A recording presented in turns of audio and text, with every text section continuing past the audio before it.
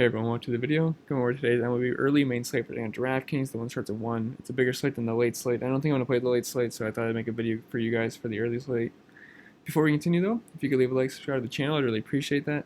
And feel free to follow me on Twitter at cpen_16. That's with 2 N's. And anyway, let's get into this.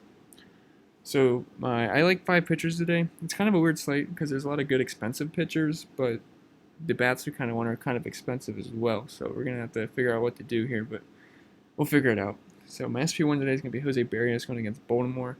I know it's at Baltimore, and Barrios is better at home, but I still think it's a good matchup for him. He's 10,800, and the Orioles don't scare me too much. I mean, they got VR and Mancini, but other than that, I think it's a pretty easy lineup to get through. And yeah, it's just not a good lineup. They have 131 team ISO. I mean, it's a decent hitter's park as well, but I think Barrios should have a good time. He has a 25% K rate. Mix the two lefties and righties. He doesn't have a lot of power, but I just don't see him having too much trouble with this. He might give up a run or two, but other than that, I wouldn't be surprised if he reached near double-digit strikeouts, in my opinion.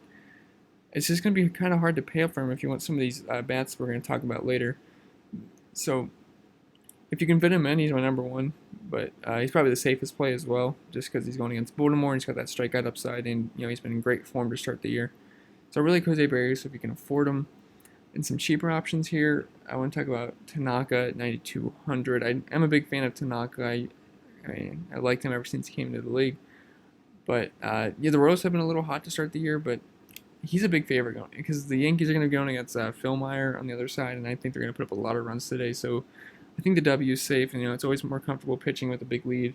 So I think Tanaka's fine. He's going to get some strikeouts, and he does give up some fly balls, so I wouldn't be surprised if he gave up a home run or two. But other than that, I think he's a pretty safe play. I think he can navigate through this lineup. Just got to get past Merrifield, Mondesi, and other than that, I think you can get through this lineup. And there is some strikeouts. I strike out 23% of the time to righties, which isn't the highest in the league, but it's doable, and I think Tanaka should have a pretty good game. He's had a really nice start to the year as well. And similarly priced, I like Jamison Taillon going against the Giants, the team we've been picking on all year. It's just a really weak lineup. I do prefer using lefties versus them, but Taillon's good enough. I think he can get through this lineup. 134 team ISO. They have a low walk rate, low team WOBA, 19% strikeout rate. It's not the nicest, but other than that, I think he can have I think it's a pretty safe play at 9,100, and it's a decent pitcher's park. Vegas has this game as a 7 over under run implied total, so they're not expecting many runs to be scored. So I don't mind if you're going to go with Jamison Taillon. I would understand even if you want to go with the Taillon Tanaka, just to get the 9,000 price pitchers, but I would do want some bats, so it's going to be interesting to see how that works out. But I don't mind Taillon as well if you want to use him. And then if you want a cheap pitcher, I think we can look at the same game and use Derek Holland. This is kind of my sneaky play of the day. So you can really attack Pittsburgh with the lefties. They're going to strike out a lot more they're a lot better versus righties. So we'll take a look at the splits here. Versus righties, they only have a 19% K rate, but if you go versus lefties, it jumps up to 26%. They strike out a ton versus lefties. So I think Derek Holland's sneaky. He does walk a lot of guys, and he does give a ton of power to right-handed batters. So I know guys like Marte, actually this whole lineup's a lot of righties, but they strike out a lot more to lefties. So I think it's interesting play. I don't think he's going to get shelled. He was probably going to give up a couple runs, but I think he can get some strikeouts and make value at 6,800. He's going to allow us to get some bats in. I'm not saying it's a safe play or anything, but if you need the bats, I think you can look at Derek Holland. But yeah, his splits versus right-hander is pretty bad, but versus lefties, it's pretty elite. But they're only projected to have, as of right now, one lefty, so that's a little concerning. But these righties do strike out a lot to lefties as well, so I do think it's interesting, and Holland actually strikes out righties more than he strikes out lefties, but the problem is he's going to give up a ton of power to them, so we will see how that works out, but I think it's an interesting spot. I don't know if I do it for cash or anything, but maybe GPP if you need to spend up on bats. I think Derek Holland's interesting. And I also think Miles Mikolas is okay. I'm not too big of a fan of him, but if I can find it, yeah. I'm not too big of a fan of Mikolas. He just doesn't strike out a lot of guys or anything. But he's solid. He's not going to get beat up or anything. And, the Mets lineup isn't too scary, but I think I like the lefties better than I like Mikolas. So I'm not sure if I'm really on him either. It looks like I might be setting up for pitcher and looking for some value in the bats. But Yes, I'm not really a fan of Mikolas, but I understand if you want to use him at 7,500, I think. So it's not the worst play in the world, but not a pretty play or anything. And then I also don't mind you Darvish only because the wind is blowing in here. So he looked really good the last start, but that was against the Marlins. And they just make about anybody look good is the problem.